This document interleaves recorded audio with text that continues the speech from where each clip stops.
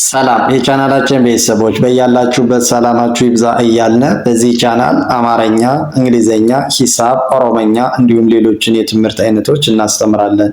መማር መከታተል ለምትፈልጉ ሁሉ እንዲሁም ህፃናትን ማስተማር የምትፈልጉ ወላጆች ከታች ከቪዲዮ ላይ ባስቀመጥነው ስልክ በኢሞ፣ በቴሌግራም፣ በዋትስአፕ እንዲሁም በተለያዩ ሶሻል ሚዲያ አማራጮች ደውላችሁ አናግሩን።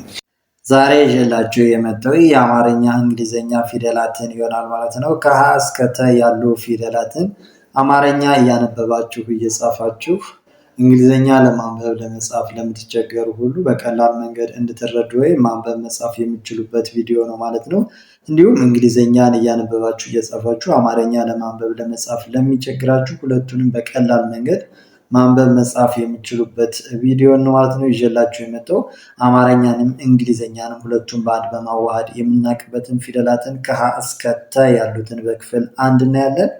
ወደ ትምህርታችን ስንቀጥል ይቺ ማናት? የአማርኛ ፊደል ይቺ ሀ፣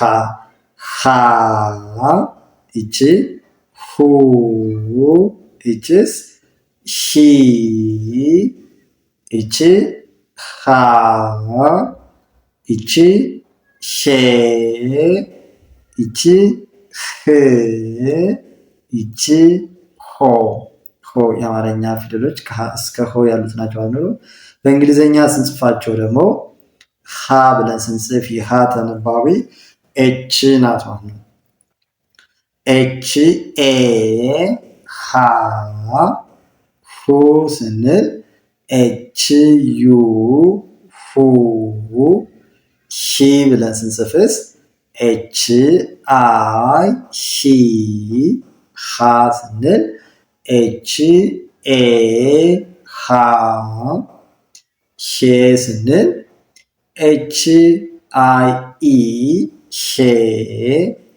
ህ ስንል ኤች። ሆ ብለን ስንጽፍስ ኤች ኦ ሆ። ስናነባቸው ያው ሀ ሁ ሺ ሃ ሼ ህ ሆ ብለን በእንግሊዘኛ መጻፍ ቻልን ማለት ነው። በእንግሊዘኛ ለማንበብ የአማርኛ ፊደሎችን በእንግሊዘኛ ለማንበብ መጀመሪያ ተነባቢዎችን ማወቅ ይኖርብናል ማለት ነው። ተነባቢዎችን ካወቅነ አናባቢዎች ሁሎችም ፊደላት ተመሳሳይ ናቸው ማለት ነው። ተመሳሳይ ስንል የአንደኛ ፊደል አናባቢ ብለን የምንጠራት ኤ ናት ማለት ነው። ኤ። የሁለተኛ ፊደል አናባቢ ዩ። የሶስተኛ ፊደልስ የሶስተኛ ፊደል አናባቢ ደግሞ በሶስተኛ ደረጃ ትመጣ አይ። የአራተኛ ፊደል አናባቢ ኤ። የአምስተኛ አይ ኢ። የስድስተኛ ምንም ተነባቢው ነው ማለት ነው። አናባቢ የላቸው ማለት ነው። የሰባተኛ ፊደላት ደግሞ ኦ ማለት ነው። ይህን ከለየን ተነባቢዎችን ከለየን በኋላ አናባቢዎችን ማስከተል የአንደኛ ፊደል ማን ይወስዳል፣ የሁለተኛ ፊደል ማን ይወስዳል የሚለውን እያስከተልን ማንበብ ወይም መጻፍ እንችላለን ማለት ነው በቀላል መንገድ። እሺ ወደ ትምህርታችን ስንሄድ ወደ ቀጣዩ ይቺ ማናት? ይቺ ለ ናት ማለት ነው። ለ ሉ። ይቺ ሊ። ይቺስ ላ። ይቺ ሌ። ይቺ ል። ይቺ ሎ።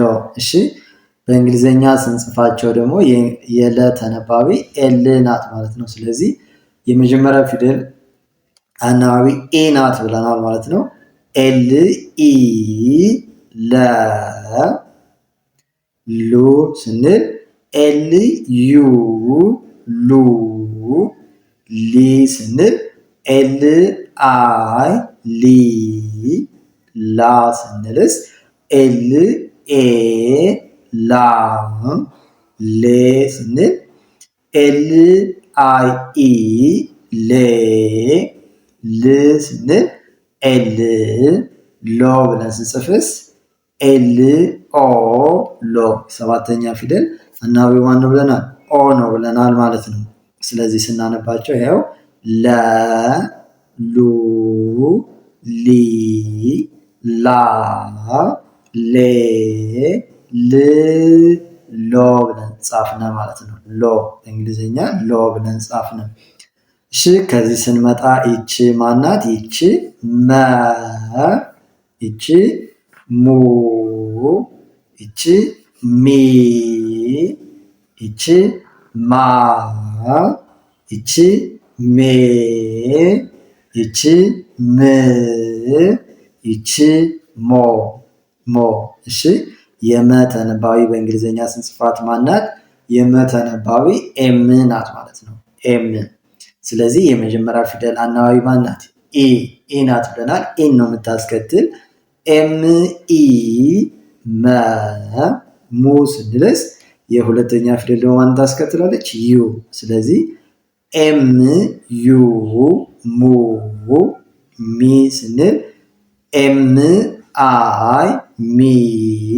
ማ ስንልስ የአራተኛ ፊደል አናባቢ ማናት? ኤ ናት ማለት ነው። ስለዚህ ኤም ኤ ማ። ሜ ስንል ኤም አይ ኢ ሜ። ም ስንል የስድስተኛ ፊደል አናባቢ የላቸው ማለት ነው። ኤም። ሞ ስንል ኤም ኦ ሞ ሞ። ያው ስንቆጥራት መ ሙ ሚ ማ ሜ ም ሞ ሞ ብለን ጻፍነ ማለት ነው። እሺ ወደዚህ ስንመጣ ይችስ ይቺ ማናት? ይቺ ሰ ናት ማለት ነው። ሰ።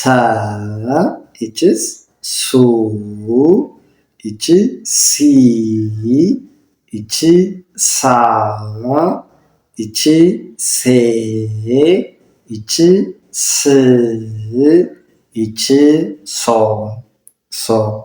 እሺ ሰ ብለን ስንጽፍ የሰ ተነባቢ ማናት? ኤስ ናት ማለት ነው። ስለዚህ ኤስ ኢ ሰ።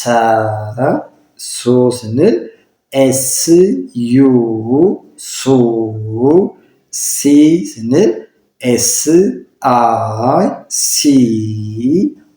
ሳ ስንል ኤስ ኤ ሳ። ሴ ስንልስ የአምስተኛ ፊደል አናባቢዎች እነማን ናቸው? የአምስተኛ ፊደል አናባቢ አይ ኢ ናት ማለት ነው። ስለዚህ ኤስ አይ ኢ ሴ።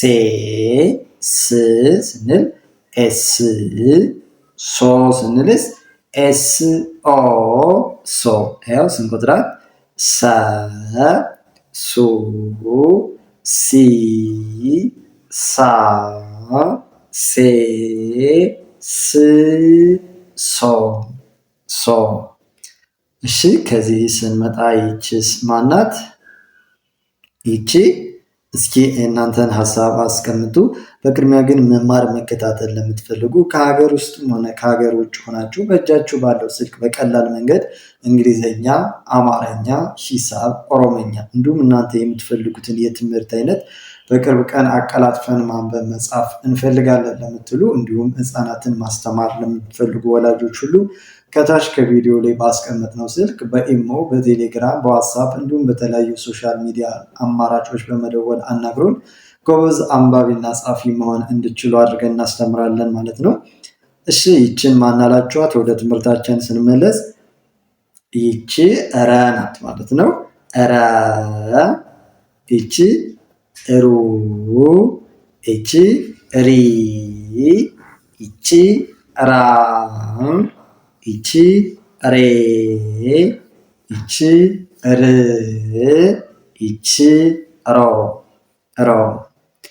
እሺ ረ ብለን ስንጽፍ በእንግሊዝኛ የረ ተነባቢ ማናት? የረ ተነባቢ አር ናት ማለት ነው። ስለዚህ የመጀመሪያ ፊደል ማንን ይወስዳል ያለ? ይህ መርሳት የለብን ኢ ማለት ነው። ስለዚህ አር ኢ ረ። ሩ ስንልስ የሁለተኛ ፊደል ማንን ይወስዳል ያለ? አናባቢ ዩን ማለት ነው። ስለዚህ አር ዩ ብለን ስንጽፍ ሩ ብለን ጻፍነ ማለት ነው። ሪ ስንልስ አር አይ ሪ። ራ ስንል አር ኤ ራ። ሬ ብለን ስንጽፍስ አር አይ ኢ ሬ። ር ስንልስ አር ሮ ስንል አር ኦ ስናነባቸው ይኸው ረ ሩ ሪ ራ ሬ ር ረው ብለን ጻፍነ ማለት ነው። ረው። እሺ ከዚህ ስንመጣ ይቺ ማናት? ይቺ ቀናት ማለት ነው። ቀ ይቺስ ቁ ይቺ ቂ ይቺ ቃ ይቺ ቄ ይቺ ቅ ይቺ ቆ ቆ። ስለዚህ ቀ ብለን ስንጽፍ የቀ ተነባቢ ማናት? ኬ ናት ማለት ነው። ኬ ኢ ቀ ቁ ስንል ኪ ዩ ቁ ቂ ስንል ኪ አይ ቂ ቃ ስንል ኬ ኤ ቃ ቄ ስንል ኬ አይ ኢ ቄ ቅ ስንል ኬ ቆ ብለን ስንጽፍስ ኬ ኦ ቆ። ያው ስናነባቸው ቀ ቁ ቂ ቃ ቄ ቅ ቆ ብለን ጻፍና ማለት ነው። ቆ። እሺ ከዚህ ስንመጣስ ይቺ ማናት? እሺ ይቺ በ ማለት ነው። በ ይቺ ቡ ይቺስ ቪ ይቺስ ባ ይቺ ቬ ይቺ ቭ ይቺ ቮ ቮ። እሺ በ ብለን ስንጽፍ ቢ ኢ በ ቡ ስንል ቢ ዩ ቡ ቪ ስንል ቢ አይ ቪ ባ ስንልስ ቪ ኤ ባ ቤ ስንል ቢ አይ ኢ ቤ ብ ስንል ቢ ቦ ስንልስ ቢ ኦ ቦ።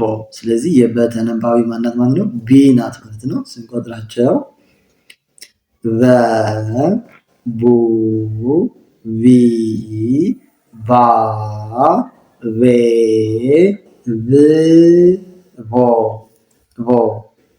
እሺ ከዚህ ስንመጣ ይቺ ማናት? ይቺ ሸ ናት ማለት ነው። ሸ ይቺስ ሹ ይቺ ሺ ይቺ ሻ ይቺ ሼ ይቺ ሽ ይቺ ሾ ሾ።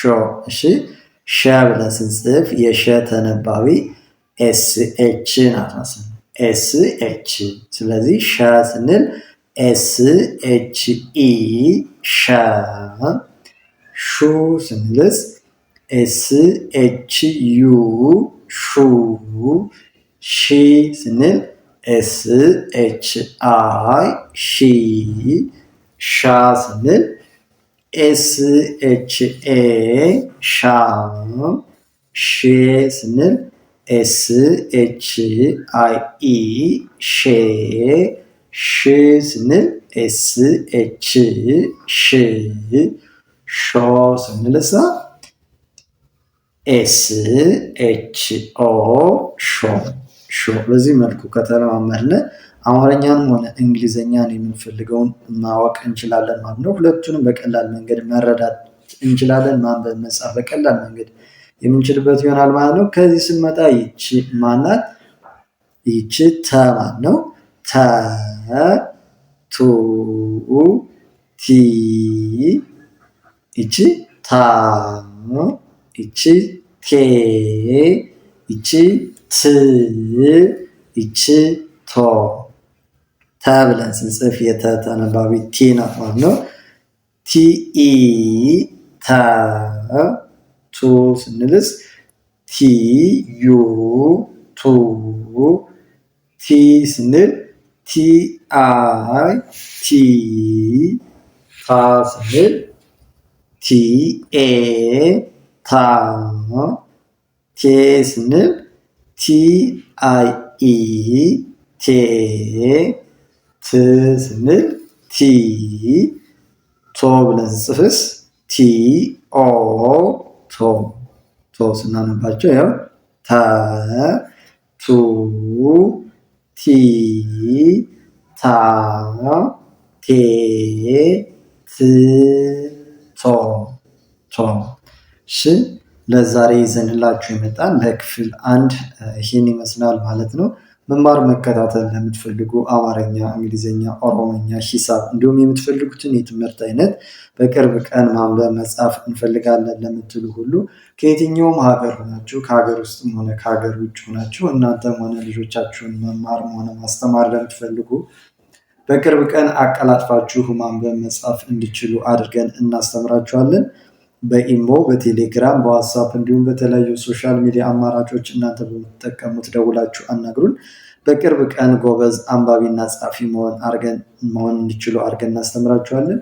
በቀን 1 ሰዓት፣ ሰዓቱ ደግሞ እናንተ በተመቻችሁ ማታም፣ ቀንም፣ ጠዋትም በመምረጥ መማርና መከታተል ትችላላችሁ። ደውላችሁ አናግሩን። ለዛሬ ይዘንላችሁ የመጣን ትምህርት ይህን ይመስላል። ሰናይ ቆይታ፣ መልካም ጊዜ ተመኘን።